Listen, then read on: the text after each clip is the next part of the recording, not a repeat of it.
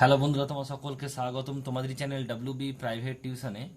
আজকের এই ভিডিওতে আমরা রায়মার্টিন প্রশ্নবিচিত্রা 2025 মাধ্যমিক দ্বিতীয় টেস্টের জন্য যে তোমাদের বাংলার 6 নম্বর স্কুল রয়েছে 22 নম্বর পেজে বোলপুর হাই স্কুল, এই প্রশ্নপত্রের বিভাগ ক এবং 1-এর দাগের এবং 2-এর দাগের প্রশ্নের উত্তর নিয়ে আজকের এই ভিডিওতে আলোচনা করব। তো চলো ভিডিও শুরু করা যাক। দেখো, তোমাদের যে 1-এর দাগের প্রশ্নের উত্তরগুলো তোমাদের টেক্সট বইয়ে দেওয়া রয়েছে, যদিও আমি তবু তোমাদের প্রশ্ন উত্তরগুলো তাদের বই নেই, তার জন্য বলে দিচ্ছি, দেখে নাও একটু। দেখো, 1-এর দাগের 1-একটা কি বলছে। 1-এর দাগের 1-এর প্রশ্ন বলছে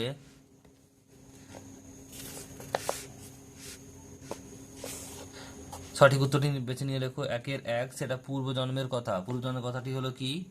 সঠিক উত্তর হবে অপশন নাম্বার গ, বিরাগীর রাগের অধীন। নেক্সট প্রশ্ন বলছে 1-এর দাগের 2 বলছে সিঞ্জিনী শব্দের অর্থ কি? উত্তর হবে বলছে ধনুকের ছিলা, অপশন নাম্বার গ।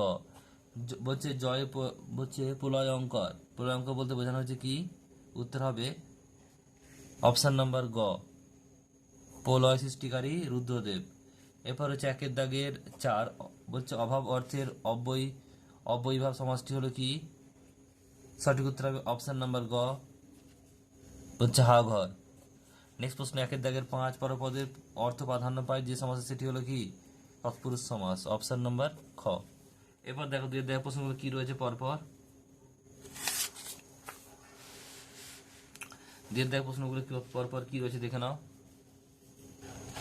2-এর দাগে বলছে কম বেশি 20টি শব্দের নিচে প্রশ্নের উত্তর দাও। 2-এর দাগের একটা বলছে বহুরূপী শব্দে পরম সুখ বলতে বলছে বৈরাগী বিরাগী কি বুঝিয়েছেন? এটা হবে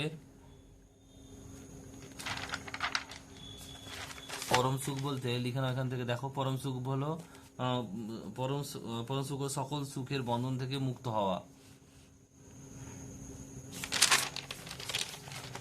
নেক্সট প্রশ্ন বলছে তব স্বরে মরিয়া বাঁচিল, কে কার স্বরে মরেও বাঁচল? উত্তরটা কি লিখবে? উত্তরটা যদি দেখো কি লিখবে, ইন্দ্রজিতের স্বরের মরেও মেজে উঠেছিল বলছে সীতাপতি রামচন্দ্র। নেক্সট প্রশ্ন বলছে জয়ধ্বনি শব্দটি ব্যাস বাক্য সহ সমাস নির্ণয় করো। তাহলে উত্তর কি হবে? জয়ধ্বনি জয়সূচক ধ্বনি মধ্যপদলোপী কর্মধারায় সমাস, মধ্যপদলোপী কর্মধারায় সমাস। নেক্সট প্রশ্ন রয়েছে দেখো পরেরটা 2-এর দাগের 4-এরটা বলছে নিজি নিজি যেন মাটির সঙ্গে মিশিয়ে যায়, বক্তার এই অনুভূতির কারণ কি? কি লিখবে? কারণ স্টেশনে ফিরিঙ্গিদের হাতে অপূর্ব বিনা দোষে লাঞ্ছিত হয়ে এই দৃশ্য দেখার পরেও ভারতীয় নির্লিপ্ত ছিল। তারপর প্রশ্ন কি বলছে দেখো, কোন সমাজকে ব্যাস বাক্যহীন সমাজ বলে? এটা খুবই ইম্পর্টেন্ট প্রশ্ন। উত্তর হবে কি? নিত্য সমাজ। কি লিখবে? নিত্য সমাজ।